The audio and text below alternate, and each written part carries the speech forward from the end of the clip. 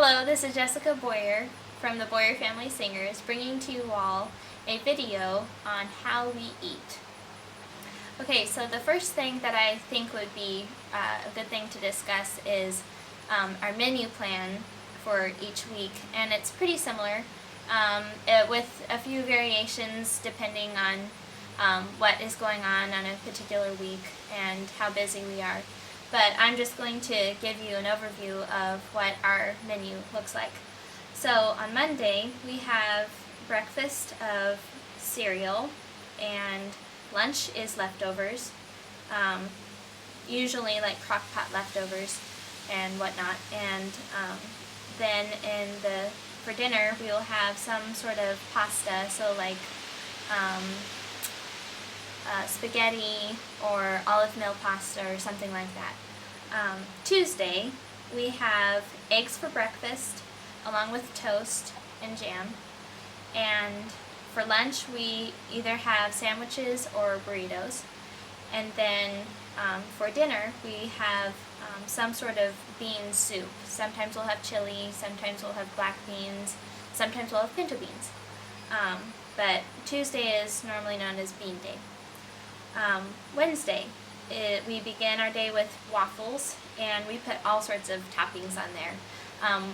I'll just say that we don't use any corn syrup or any generic syrup brand. We like to use real maple syrup, as well as other things. For lunch, we have leftovers perhaps, or sandwiches. And then for dinner, we usually have a meat dish, so like steak or pork chops or chicken or something like that, along with a salad or veggie sides or something like that. Thursday, we always have oatmeal for breakfast. We have burritos or sandwiches for lunch again. And then for dinner, we will either have a soup or a salad. Typically in the summer months like now we will have a salad, and in the winter months we'll have soup. Friday we have cereal for breakfast again. For lunch we have leftovers or sandwiches, and for dinner we will have hamburgers, tacos, or calzones depending on what we all want. So Mom usually asks us our opinions on things, and that's kind of the fun part, because we get to all decide, ooh, what do we want? Saturday we have cereal for breakfast, leftovers or sandwiches again, and typically on Saturdays that's usually our singing gig day, so we will have some sort of light dinner depending on where we're going, unless we're going to be fed at the place that we're singing at. So dinners can be really odd, so typically we'll just do a sandwich. We cannot have any dairy before we sing. And then Sunday we have oatmeal for breakfast. We'll usually have like a big-ish lunch on Sunday, so like a crock-pot meal. And then later on, like around dinner time, we'll have like sort of a snacky meal, like cereal, burritos, or whatever we want. Okay, so this next part that I'm going to discuss is the don'ts, what we do not eat. And I'm going to start with soda. Why do we not drink soda? Well, because it's a lot of sugar intake, and that's not good for your teeth, it's not good for your overall health. Another thing is that most generic sodas tend to have artificial coloring in them, as well as artificial flavoring. And we have done some research on those and also learned about them through different things. Artificial flavorings and artificial colorings are very bad for you. They can cause cancer. They can be bad for your heart. They can do a lot of damage to your brain. So we just stay away from sodas. And then we get to juices, and why don't we drink like orange juice or apple juice? And that's only for expense reasons. We'd much rather just drink water or tea rather than juice. And also, again, you have a sugary drink, and that means, cavities or something like that. So that's why we don't drink juice. Now, food additives. We try and stay away from food products, let's say, how about taco shells or sour cream? Things that will have a lot of different excess ingredients that will improve the shelf life of the product. And we try and stay away from like super light sour creams or anything light that says the word light on it, or less fat or something like that. That usually means that it will have additives in there to make up for the fat, which is like a thickener for most things.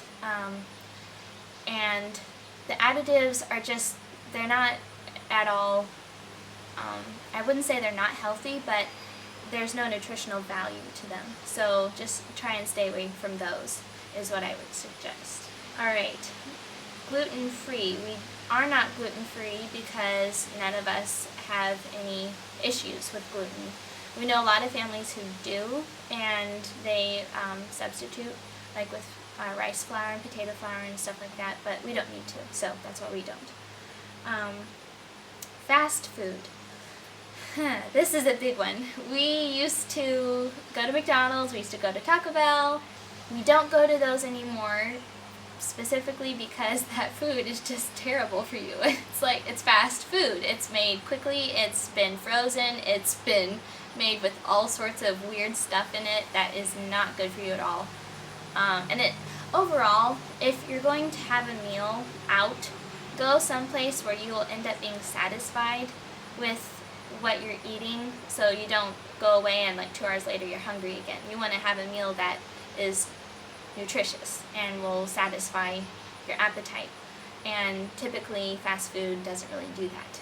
It just kind of goes away like that, and it also is way too many calories. So just we stay away from all fast food as much as we can. It's a big no-no in our family. Snacky foods, so like chips. We don't do any Cheetos, Doritos, Lay's.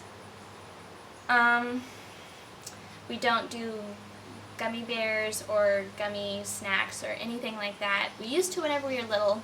Oh, and Goldfish. But now that we're older, you know, we don't really need those little snacks to help us through the day whenever we're hungry. And if we are hungry, we usually grab like a small little bowl of granola and cereal or something like that. And we'll also take, I don't know, like a carrot or a piece of celery or something just to hold us over until the next meal. So any kind of sugary, snacky food we stay away from. We don't buy those. Instead of using plastic containers, which we do not use, we use glass. And I'll tell you why. We used to warm up our food in the microwave, and we heard that warming up your food in a plastic container, the chemicals from the plastic leach into the food. So we ended up buying glass containers so that none of that chemical leaching would happen. And now microwaving is another don't. We don't microwave because there is a the molecules of the food are completely transformed into something they're not supposed to be. So your food ends up becoming dead nutritionally, and that's not good. So we learned about this just recently. We have a convection oven that is also a microwave, so we just don't use the microwave part, we just heat up our food convectionally. And there's a link that I've provided down below, and you can go to that website and read all you want about microwaving foods and why it's not good for you. And there will be a lot more said that I can't really recall. So this next big topic, and it's very controversial in our country right now, is non-GMO foods. That is a big thing in our household. We stay away from all genetically modified foods as much as we possibly can. We look at the back of labels on food packages, and anything new that we pick up that we might like, we'll check the back and see if it's natural or where it came from, if there are additives or whatever is in there. Genetically modified foods are bad because our bodies do not recognize them as food, and so we reject them, and there are so many illnesses and diseases that are caused by them. And ultimately, their nutritional value is not up to par. It's lost a lot of nutritional value. We watched Food Inc. and a couple other food documentaries, and I would highly recommend that you check those out if you haven't already. They're very helpful with this topic. That's where we first learned about all this stuff, and that's whenever we first began to go away from eating genetically modified foods and completely changing everything. I've provided a link down below, and it'll tell you more about genetically modified foods and their dangers if you want to know more. And if not, you can always look at Food Inc., the documentary, and watch that with your family. It's interesting, and it's a little unnerving. So if you're one of those people who doesn't stomach something like that, it might not be the best documentary to watch, but that's all I can say on genetically modified foods. So one of the things that we have done, we started a year after we moved here. We put in our own garden, and we also started getting fresh eggs from our farmer friends around this area. And we started a garden because our family has always had some sort of a garden, whether it be a flower garden or a vegetable garden. Thankfully we have both right now, which I love. We also help out a lot of the local organic farmers around this area just because they're small and they need as much help as they can.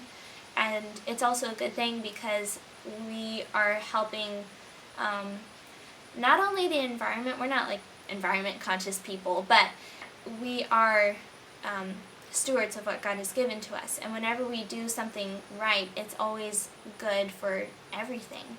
It's good for the earth, it's good for us, and it's good for multi-generational purposes. So having a garden around, helping farmers around this area is a great way to begin living a more healthy lifestyle, because you get to work your own plot of land, you get to help other people and support them, and overall it's just it's a nice network that starts to happen around your lifestyle. Okay, so lastly, I'm going to discuss desserts. Goody. First, I'm going to say that as soon as after we watched Food Inc., we were aware of the sugar, the kind of sugar that we were consuming. It was just the typical beet sugar, and I cannot remember why it's not good for you, but it's not healthy as cane sugar is, or evaporated cane sugar. And like I said, I can't remember why. That would be something that I guess you could look up. It's a very interesting subject. Our friends told us about this sugar switch that they did, and it really intrigued us, and so we did it ourselves, and we went through quite a year of transition. It seemed like we were really sick a lot, and it's because anytime we went out and consumed like the normal beet sugar, the white sugar, refined stuff that everybody eats, our systems just couldn't take it. It was so weird because we had switched, and our bodies were used to eating like the natural maple sugar and also the evaporated cane sugar. And so as soon as we started eating the other sugar, it was like, whoa, what did you put in my system? It was kind of weird. So we've kind of, I don't know what's happened, but we're kind of alright with things now. We can eat both with not much problem. So I don't know what that was about. But I do know that we do use a sugar that is a little bit better for you. We also do not consume as much. We cut back. So like whenever it says, let's say a cup of sugar for a cake, or some brownies, something like that. We cut back about 1/4 of a cup, and thus it's not as sweet, and it's not as full of calories. And we just found that to be really helpful because you don't need all that sugar to sweeten something. A lot of people tend to put in extra, I think, excess. And so for that reason, we've just cut back in that way. Now, we do have dessert a lot, and we even make our own ice cream, which is really fun to do. And we make dessert usually around the weekends, and say it's like a cake of some sort, or brownies, or like a berry bar or something, and that usually lasts us into the rest, like half of the next week. And but we do like to have dessert every night, something sweet. So it's not a complete no-no in our family, it's just we consume less sugar, and we're just a little bit more watchful of what we do consume. Well, everybody, I hope you have enjoyed this video. Thank you, Hannah Barta, for recommending this as a subject. I'm so glad you did, because this is something that, it's a part of our everyday life, and we don't really think about it. And so it's kind of, it was good for me to even just step back and write out what am I going to say, and it helped me to think about why we actually do things, and so that was great. So I hope you all have learned something, and if you have any questions, please comment below, and I will give you the best answers that I can. Thank you.